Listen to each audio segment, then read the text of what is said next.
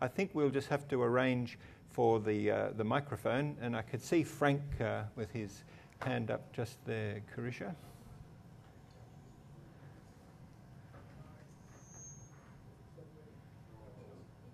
After a fashion. Okay. A double-barreled question, Chris, for you. Using the gun analogy, I assure you that I'm looking for information and not target practice. Very, very pleased to hear about ACMA's ramping up of its investigative function.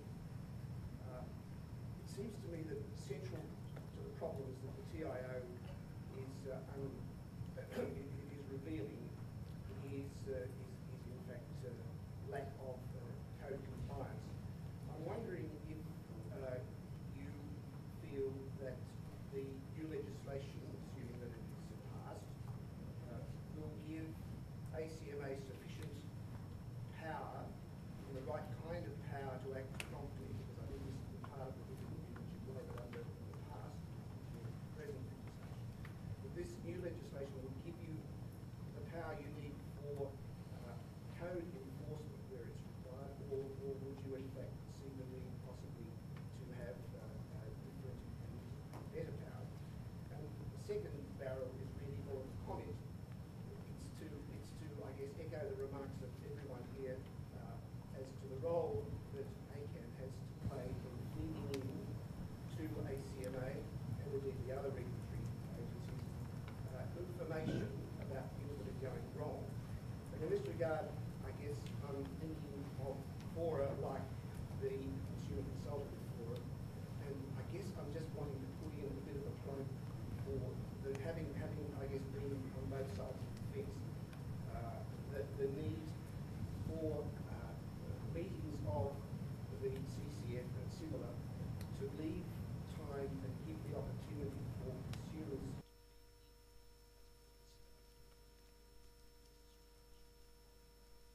information to consumers.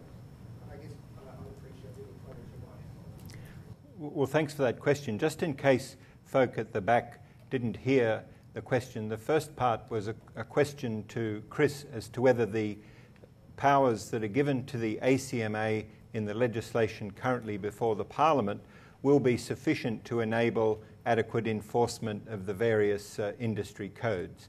And the other comment was a comment on the structure and functioning of the consultative forum. Chris? I touched on it in my remarks on the. I think the bill, particularly in the infringement notices provision that it provides, fills in a massive gap in our toolkit. A lot of the inverted commas monitoring roles we have with respect to the CSG and what have you have performance characteristics attached to it that are either just market practice or have lacked sufficient certainty at law to be enforceable. And I think that we've demonstrated, particularly over the last year, that where we have a sensible measure of remedies, we use them well and effectively. You do not get visibility to the extraordinary interactions we have to have with the number of carriage service providers and others when you have regulatory toolkit that doesn't have a sufficient grade in it. An enormous amount of energy and resources go into that. So I'm very optimistic about that, what that will bring, because it's not only what you exercise, it's what you leave unexercised that provides a lot more substance and momentum. The second question, well, the CCF, yeah. Look, I share that view about the time to adequately prepare, and then the equally important aspect is the way in which you communicate the dividends from those sorts of meetings.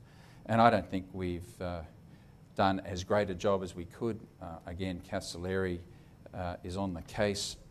I think our whole communications program needs a dramatic ramp up, and we're doing that. And in fact, it's coming before the authority tomorrow a proposal on a way forward. So I think you're going to see new energies and a new communication style where we're trying to facilitate things on a far more iterative basis, because large gaps leads to uncertainty, that leads to a loss of confidence, and it can unravel on you. And so I thank you for your question. Now, Delia, you mentioned the panel system and that you invite participants to come along and bring along 3 problems. The acid question is where do they go? Do you feel that that's been a useful thing? Is that a practice that might spread to perhaps the ACCC and the ACMA as well? Look, I think it's a really useful thing, and sometimes they go into enforcement action. We always make sure we have policy people there and enforcement-oriented people there. I mean, Lisa and Chris might want to talk as well. Lisa and Chris. We also make sure that we get the chairman or a chairman or a commissioner going to turn it up, but they hear that part and they don't get to talk until they've actually heard what the on-the-ground issues are that are happening. So, and we'll, as with any meeting, you have your action items and we will report back on where they've gone to. Suppress the chairman, good strategy. Yeah, it's a good strategy. It works. Sounds like we've recently introduced a similar process. A mini super complaint process. Yes, so that's good. Now, there was another question just down here. Yes. You could introduce yourself, please. Yeah. David Lawson, representing AFCA, Australian Financial Councils. Could I invite, I know that we at AFCA has a good working relationship with ACCAN and I guess to a lesser degree with ACCC. But you can fix that. And I guess it's something that you could put forward through to ACCAN, I guess, but I'd invite you to actually give us the pro forma of how you want a case study presented. Give us, we may not be able to deliver it that way, but I invite you to start the communication. Give us how you want the information presented. We'll say, no, look, we probably can't do that, but we could probably do it this way. Because it seems that case studies can be effective, and I certainly, the submissions that I write to some of the different inquiries that I do stuff for, case studies can be an effective tool. But hearing you guys sit there, I'm wondering if we could, as consumers, we can help you. So maybe you might need to educate us a little bit more about how we can help you give you that information in a way that's more useful for you.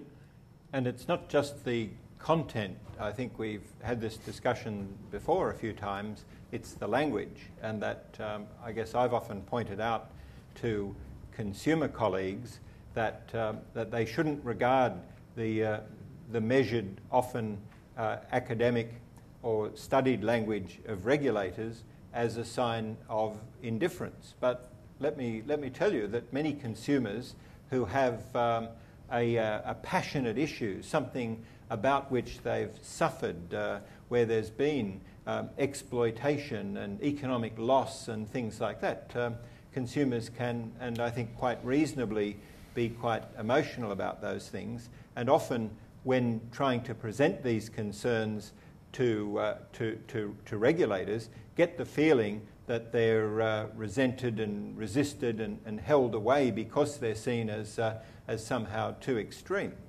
And I've pointed out to consumer activists that it's a two-way street, and that for people in regulatory roles, where often what they say counts, there are appeal processes, there are evidence gathering rules, and objectivity requirements and things like that. So apart from simply communicating the data, we also have to negotiate the language barriers that often exist between us as well. So we're almost at the time to invite panellists to make a comment, but let's first have another question.